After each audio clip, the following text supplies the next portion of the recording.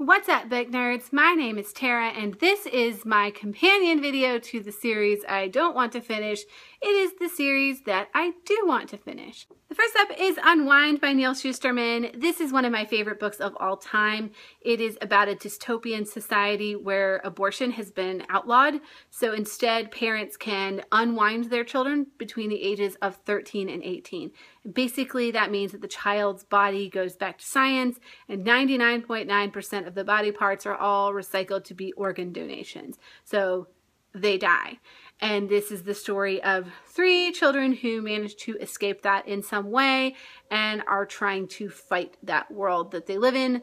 The first book is incredible. It's one of the best books I've ever read, and I've been putting off reading the later books in the series, which they are now all out, but I do fully intend to, like, when I can just sit down and blitz through all of them, read them, because I hear they are super incredible and they even are better than this or just as good as this. So very excited about that. Next is the Shades of London series by Maureen Johnson. It started with The Name of the Star. It's like a modern day Jack the Ripper, and then The Madness Underneath is the sequel, and now The Shadow Cabinet is out. It's kind of a spoiler to tell you what these are about, so just know that they're mysteries and there's like a paranormal element to that. So I'm not always the biggest fan of Maureen Johnson, but what she does with these is really great and I enjoy them. I have a really big dream one day of reading all of the Agatha Christie novels, in particular all of the Hercule Poirot novels. He's my favorite of her detectives in the stories, because The Murder on the Orient Express is another one of my favorite books of all time.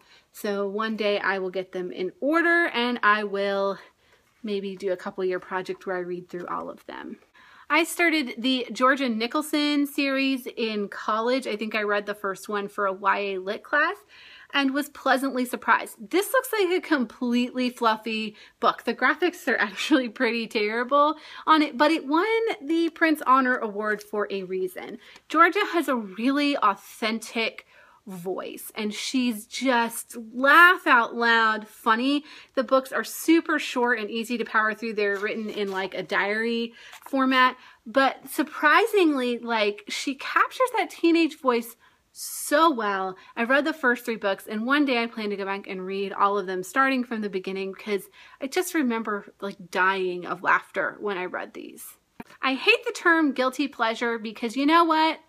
Nothing in life is a guilty pleasure. You only have so many minutes on this earth. Love what you love and don't care what anybody else says about what you love. And for me, that's the Selection series. I don't care if it's not literary fiction. I enjoyed the Selection. I enjoyed the Elite, and I have the one and I haven't yet read it. Now that The Heir is out, which the synopsis for The Heir completely spoils this book, so thanks HarperCollins for that. But I will continue on reading these because I just love it. I don't know. I love it. I also plan to continue reading the Jessica Darling series by Megan McCafferty.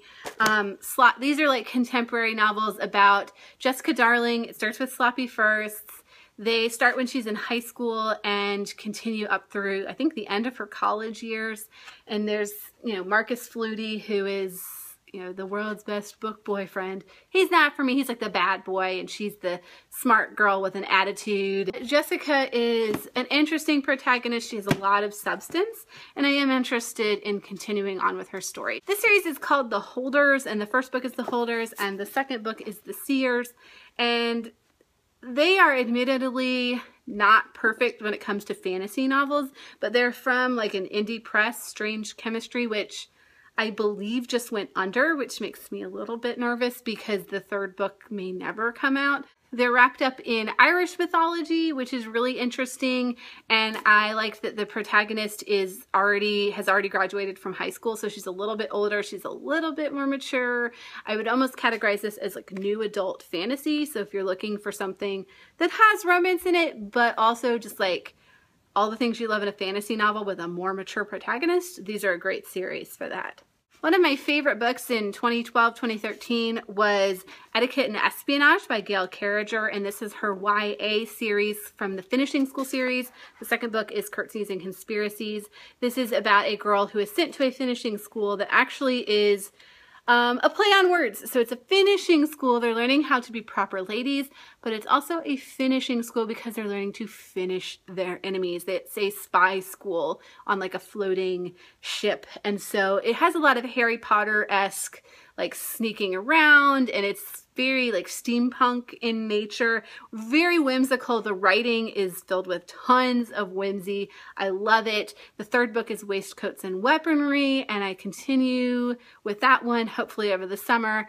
The Madman's Daughter by Megan Shepherd is a really dark gothic novel based on the island of Dr. Moreau. And then the other books in the series are based on like Frankenstein, and I don't know what the third one is, but I do love the gothic novel and Megan Shepherd's reimagining of that. In the After by Demetria Lunetta. It's a duology, so there's only one other book. It's called In the End. I have it on my Kindle, and I plan to read it and close out this series. Another one of my favorite books that I read like 2 years ago was These Broken Stars by Amy Kaufman and Megan Spooner. Yes, it's a book with like the pretty dress thing going on. The spaceship that they're on blows up in the sky, and then they're stranded on a planet, and they have to survive and figure out how to get off of the planet when nobody knows that they're the only survivors of this explosion.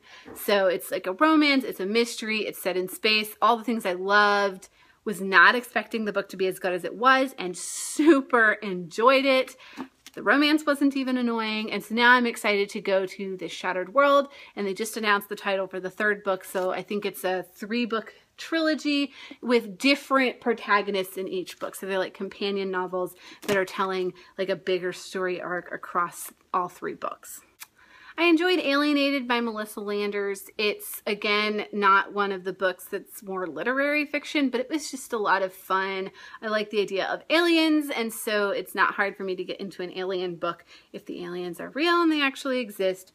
So Invaded is the next book in the series that maybe one day I'll pick up. It's not high up on my list. Nil by Lynn Matson was another one of my favorite books from a couple of years ago, and it is the story of teenagers that just mysteriously end up on an island, and they are trying to get off. There's like these weird doors, portals that kind of move through the island, and they try to catch them. And so they're surviving on the island, and if I think they get 1 year or 180 days, and if they don't, then they die if they don't manage to escape. So you have like the brute force of the people living on the island trying to get themselves off, and then our protagonist tries a different method, which is using her brain to kind of logic out what's happening here. So the second book is called Nil Unlocked. This could read like a standalone, so I was surprised to see that there is a second book, but it goes more into this world, and so I'm interested in, because there's a lot left unanswered. I mean, you get a lot of answers, but there's some stuff that I wish had been revealed in this book, which I imagine the second book goes into some of that. So that is something I have on my Kindle, and I'm just waiting to get the chance to read. Those are the book series that I'm excited about continuing, some of them a little more soon than other ones, and I'm sure some of these I will never actually get to, but I have the full intention of trying. Try and you will succeed. So if you have thoughts on which of those I should start with, or which ones you really enjoyed, not just the first book, but the entire series, let me know in the comments. Or if you just want to know more about any of those books, I can shoot you the link to my full review of them. And as always, book nerds, thank you for watching. I'll see you next time.